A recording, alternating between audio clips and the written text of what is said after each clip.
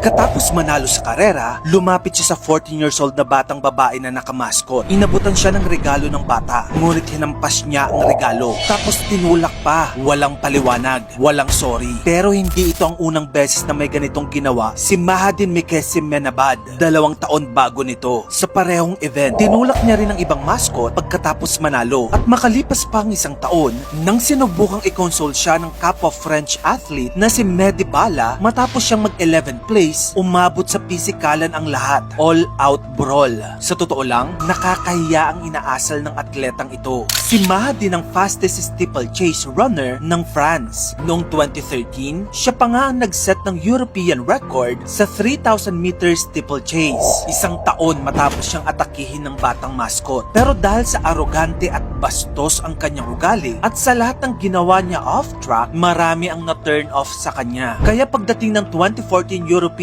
Championships sa Zurich, maraming nanonood na umaasang matatalo siya. Pero habang tumatakbo ang race, dominante pa rin si Mahadin. Sa final stretch, siya pa rin ang nangunguna. Hinubad niya ang jersey niya, sinubo sa bibig, at hinipe ang crowd na palakpakan siya. Pero yung mga tao na alam ang past niya, disgusted habang pinapanood siyang mag-first place ulit. At yung mga mascot takot na sa kanya, nagtakbuhan palayo mula kay Mahdi. Habang siya, tumatawa pa habang lumilingon sa mga kalaban. Pero bandang hapon, may nangyaring hindi siya inaasahan. May report na nakita daw si Mahadin na umiiyak pagkatapos ng race. Alam mo ba kung bakit? Kasi may rule sa athletics na halatang nakalimutan niya. Well, he's got to be careful. That's a disqualification offense.